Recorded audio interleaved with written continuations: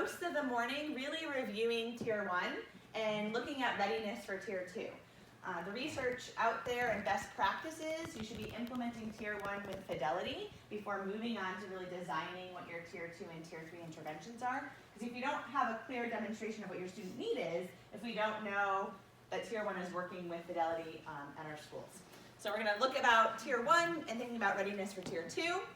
We're going to do an overview of Tier 2. Why do we need it? What are the critical features of Tier 2?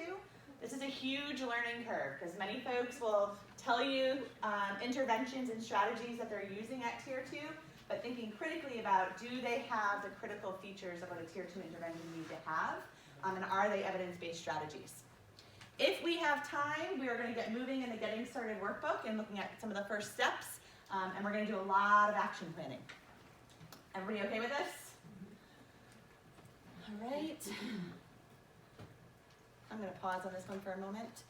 Just a reminder of our day, so things have shifted with the weather, obviously. So you're here today. The teams are coming back together on April 2nd and May 14th. And coaches now are March 12th and May 8th. Got it? I'll leave it up here for a moment to write. I will also send an email to you all after today with this information and again with the Google link in case you didn't get it. So make sure you've signed in and we have you. I'm going to quickly give a preview of something that we're going to spend some time on today, is talking about who should be here as part of your team training. So Tier 2 and advanced tier is a little bit different thinking about who we want as team members to plan that system. So we will review who would best make up your Tier 2 advanced tier team.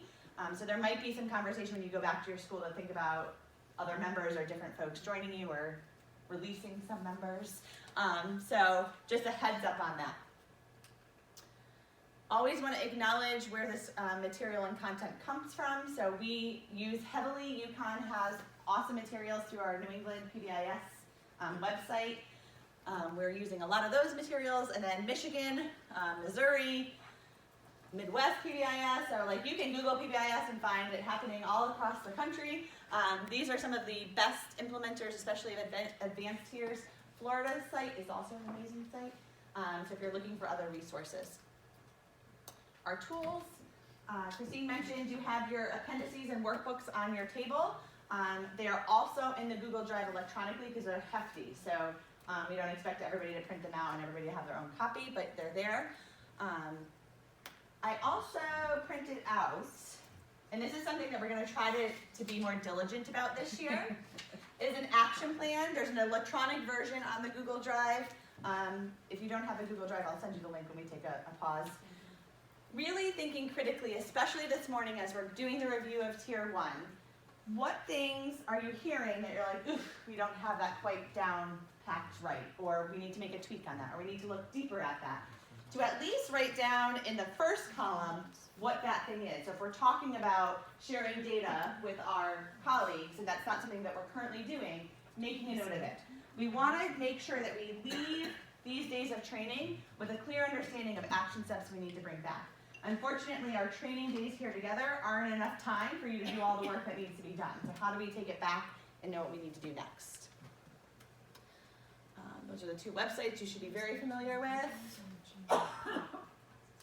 Legendary slides, you've seen all those. So again, the action planning tool, looking critically at what did you hear that we need to have more conversation about, and then thinking about who's going to do that, when are we going to do that, and how do we bring it back to our team and our school to know what we're working on.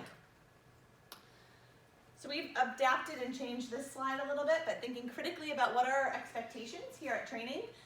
There's expectations for us as trainers and expectations for you as participants. But something we really honor here in the room is there's a lot of experience and a wealth of knowledge sitting in the room. So we want to allow for time for you guys to share with each other, to ask questions of each other, especially since we have schools from same districts, thinking about how do we ensure that like alignment with one another, or at least sharing best practices. So please feel free to share out, ask questions, give us your ideas, challenge us on some things. Like we've tried that didn't work. Give us some challenging questions. That's helpful for us. We're all adults, so the bathrooms are right outside this door. You need to get up and take care of yourself, a phone call, things like that. Please feel free to do that. We do ask that you are present and engaged here as much as possible. I get that life never stops, but as much as possible to please be present here with us. Ensure that you're working with your team and honoring different voices. So I love that there's new members of the teams here in the room, and sometimes that new perspective can really help change and challenge our ideas or give us a different way of looking at things. So ensure that we are allowing room for everybody's voice and participation. And then when we do take breaks and break for lunch, if you can, please be respectful and have it coming back on time so we can get moving and into content. Is that good with everybody? Another thing that I want to make sure that we chat about is as we start talking about advanced tiers, oftentimes we come into this room with a story of the student already on our mind, something that happened yesterday or a kid that you've been dealing with a lot. Just maintain confidentiality. And I always say it's not so much the Vegas rule of what stays here, what's said here stays here.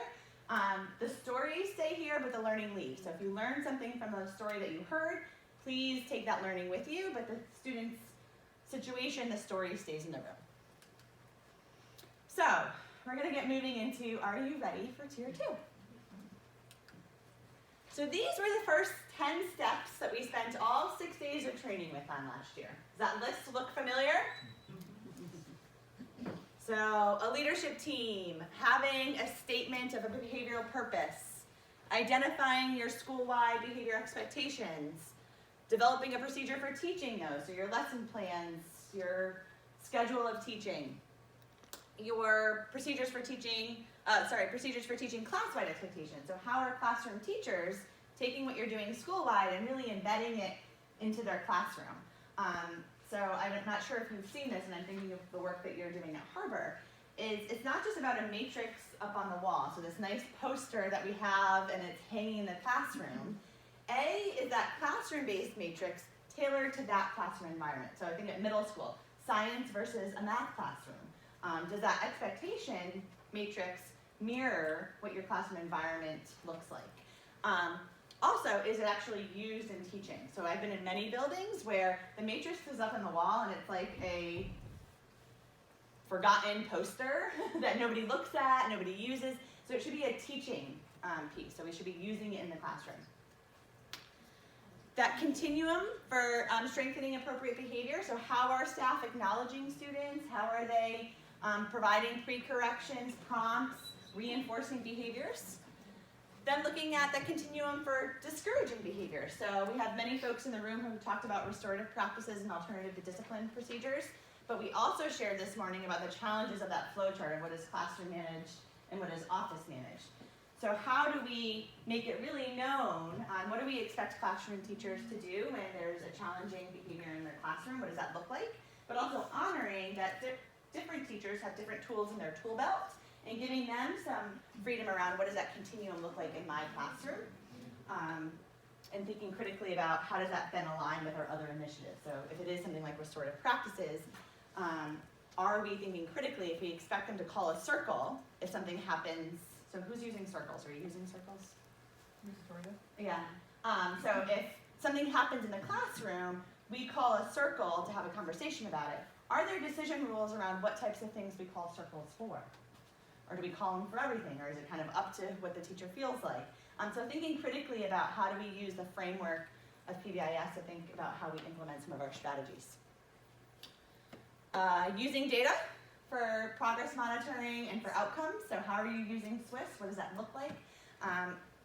Christine and I are going to be looking at our Coaches Day, and I think a really good piece that we can put in there is we're both TIPS trained. I think I mentioned that last year, team initiated problem solving.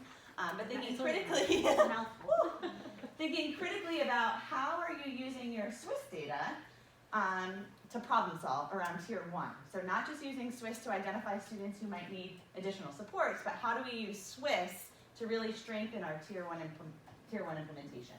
And how do we problem solve around that? And then how are we building systems to support staff? So how many of you said staff buy-in is an issue? So how are we building that support system and recognizing and reinforcing staff who are implementing, and how are we then supporting staff who also need tiers of support? And what are those tiers of support? What does that look like, and how are we implementing that? And then a lot of our work this year, especially during coaches, is how are we building these routines to ensure ongoing implementation. So in case, which I hope doesn't happen, all of you leave your schools next year, new set of team can come into place and know exactly what was being implemented, how to implement it, how to take lessons learned, how to use the data to inform different practice, to ensure that this is an ongoing implementation, that it's not just a phase, not just a fly-by-night, but something that we're actually building into our routines. So I want you to take a moment to look at these 10 steps, similar to what you did when you introduced yourself, but now with the whole 10 steps up there. Think about what are you doing really well, and what is the step that you're getting hung up on the most? Will we be able to have this PowerPoint as well? Yes, you can pause.